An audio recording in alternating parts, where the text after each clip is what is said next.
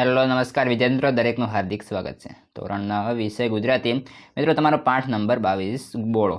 સૌથી સંપૂર્ણ સોલ્યુશન આજે આ વિડીયોમાં કરવાના છીએ, જે તમને પરીક્ષામાં ખૂબ જ ઉપયોગી નીવડશે.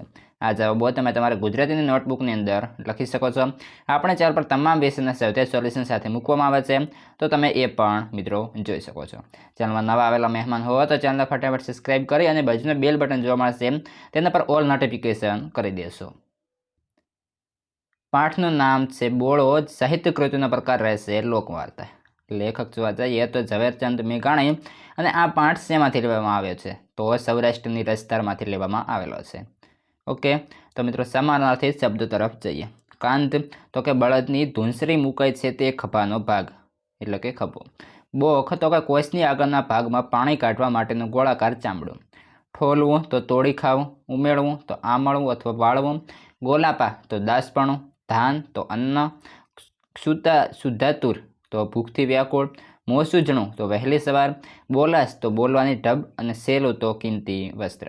વિરુદ્ધાર્થી નમક હરામ તો નમક હલાલ, કાંગાળ તો સમૃદ્ધ. તળપદા શબ્દો: સપાઈ તો સિપાહી, આંપડા તો આપણા, ધ્રો તો ધરો એક વનસ્પતિનું નામ છે, રેવા તો રહેવું, હાંકચ તો હાંકે છે, ટાંઢો તો બળદ, અને પૈ તો પૈડું. જોઈએ સ્વાધ્યાય. પ્રશ્ન 1, જેની અંદર પ્રશ્ન નીચે આપેલા વિકલ્પોમાંથી સાચો વિકલ્પ પસંદ કરી ખરાની નિશાની કરો. જેની અંદર પહેલો છે, સોડાના અંતરમાં કેમ ફાળ પડે? તો ઓપ્શન એ સાચું બનશે, રાજા કેદમાં નાખશે તેવા ભયના કારણે. બીજો છે, બોળો જમ્યાના બદલામાં રાજાએ સોડાને શું આપ્યું? તો ઓપ્શન ડી ઉપરના બી અને સી. તો કે 12 શાંતિની જમીન અને 4 ભેંસો, અને 12 બળદ અને 20 કળશી બાજરો આપ્યો. ત્યારબાદ ત્રીજા નંબરે છે, બચ્ચાની ગાળો તો માવતરને ઉલટી મીઠી લાગે. આ વાક્ય કોણ બોલે છે? તો ઓપ્શન એ મહારાજ વજયસંઘજી. મિત્રો, વિડીયો સારો લાગે છે તો લાઇક, કોમેન્ટ અને શેર પણ કરતા રહેશો. ચોથા નંબરે છે, ભગવાન અમને કોઈ દી ભાવનગર ન બતાવે. વાક્યમાં સોડાનો ભાવ. તો ઓપ્શન બી, રાજાના સિપાઈ ઠોસે ચડાવીને વેઠ કરાવે તેવો ભય. પ્રશ્ન 2, કારણ આપો. સોડાએ ઘરવાળીને કહ્યું, હવે આપણા તો રામ રામ સમજવા, કારણ કે? તો સોડાના કરેથી ઘોડેસવાર ગયા પછી બીજા દિવસે સોડો શિરામણ કરીને વાડીએ જતો હતો, ત્યારે હથિયારબંધ 2 ઘોડા સવાર આવ્યા અને સોડા વિશે પૂછપરછ કરી. સોડાએ ધ્રુજતા ભારે હૃદયે પોતાનો પરિચય આપ્યો. ત્યારે ઘોડેસવારોએ કહ્યું, ભાવનગરના રાજા વજયસિંહજીએ તમને ભાવનગર બોલાવ્યા છે. આ વાત સાંભળીને સોડાના અંતરમાં ફાળ પડે. તેને આગલા દિવસે જે બન્યું તે યાદ આવી. તેને લાગ્યું કે પહેલાં અસવારે રાજાને બધું કહી દીધું હશે, હવે રાજા તેને જેલમાં પૂરશે. આથી સોડાએ તેની પત્નીને કહ્યું, આપણા તો રામ રામ સમજવા. પ્રશ્ન 2, સોડાની વાત સાંભળી મહારાજ વજયસંઘજી છાતી ફૂલવા લાગી, કારણ કે?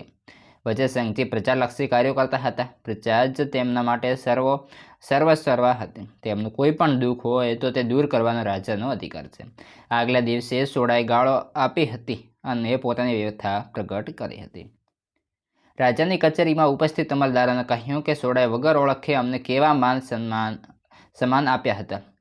ખવડાયેલો મીઠો બોલો અને એથી મીઠી એની ગાળો, આવી મજા અમને મહેલોમાંય નથી આવતી. આટલું બોલતા મહારાજ વિજયસિંહની છાતી ફૂલવા લાગી. પ્રશ્ન 3, નીચેના પ્રશ્નોને 7-8 લીટીમાં ઉત્તર લખો. પહેલો પ્રશ્ન છે, મહારાજ વિજયસિંહજીની ઉદારતાને તમારા શબ્દોમાં વર્ણવો. તો વૈશાખ મહિનાને બળતે બપોરે ખોખરાના ડુંગરમાં બફાયેલા ઘોડેસવાર એક વાડી આવીને ઉતરી પડ્યા. પોતેને ઘોડે 2 પરસેવે નાહી રહ્યા હતા. આ આંફતા ઘોડાને વાડીના વડલાને થડે બાંધીને અસવારે હથિયાર ઉતાર્યા. તોરિયાની કાંઠે બેસીને પોતે હાથ પગ ધોવા લાગ્યા. ગામનું નામ ભૂબલી અને વાડીના ધણીનું નામ સોડો માળે. ભાવનગરના રાજા વજયસિંહજી ઘોડેસવાર બનીને સોડા નામના ખેડૂતની વાડીએ આરામ કરવા રોકાયા હતા. ત્યાં સોડાએ ઘોડેસવારને જમાડ્યા અને આશરો આપ્યો, અને સોડાએ પોતાની આપવીતી કહી. તેણે ભાવનગરના રાજાને ઘણી ગાળો ભાંડી. તેને ખબર ન હતી કે આ ઘોડેસવાર રાજા વજયસિંહજી પોતે જ છે. રાજા સોડાની નિખાલસ વાણી હસતા મુખે સાંભળતા જ રહ્યા, કેમ કે એના શબ્દોમાં વ્યથા હતી. આથી રાજા તેનાથી પ્રભાવિત થયા અને ઉદાર દિલે તેના તાંબાના પતરા પર જાગીર લખી આપી. બીજો આવો જ એક પ્રસંગ સમટિયાળા ગામમાં બન્યો હતો.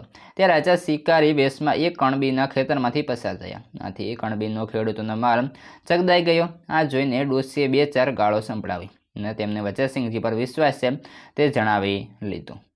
આ ડોશીની નિડરતા ઉપર રાજાએ ડોશીના કુટુંબને કાયમની પટલાઈ તથા જમીન ઇનામમાં આપ્યા. પ્રશ્ન 2. સોડાની મહેમાન ગતિનું વર્ણન કરો. વૈશાખી મહિનાને ધૂમધમકતા તાપમાં એક ઘોડેસવાર પુંપલી ગામમાં એક સોડા નામના વ્યક્તિની વાડીએ પહોંચ્યો. આવા તાપમાં તેણે હાથ પગ ધોયા અને આરામની જરૂર લાગી. ઘોડેસવારને સોડાએ તોરિયાની લીલી ધ્રો ઉપર ખાટલા ઢાળી દીધો અને હાંકતા હાંકતા સોડાએ ખેડૂતની દયનીય પરિસ્થિતિનું વર્ણન કર્યું. એની વાડીમાં કડવાશ હતી. એણે રાજાને ઘણું કહ્યું, પરંતુ તેમ છતાં રાજા ખુશ થયા. રાજાને સહેજ પણ માઠું લાગ્યું નહીં. ઘોડેસવારને ભૂખ લાગી હતી. તેણે સોડાને કહ્યું, જમવાનું મળશે કાંઈ? ત્યારે સોડાએ ઘોડેસવારને બોળો જમાડ્યો. પાંદડાનો દડિયો બનાવી તેમાં તેણે બોળો ખાવા આપ્યો. તાપમાં તપી ગયેલા ઘોડેસવારને આ ખાટો અને શીતળ બોળો મીઠો લાગ્યો. પોતાના ભાગનો પણ બોળો આપી દીધો. આમ અજાણ્યા ઘોડેસવારને સારી મહેમાન ગતિ કરાવી. મિત્રો, આ હતું તમારું સ્વાધ્યાય સોલ્યુશન. હવે આગળનું સ્વાધ્યાય સોલ્યુશન ગુજરાતીનું અથવા અન્ય વિષયનું આ વિડીયો ડિસ્ક્રિપ્શનમાંથી મળી જશે.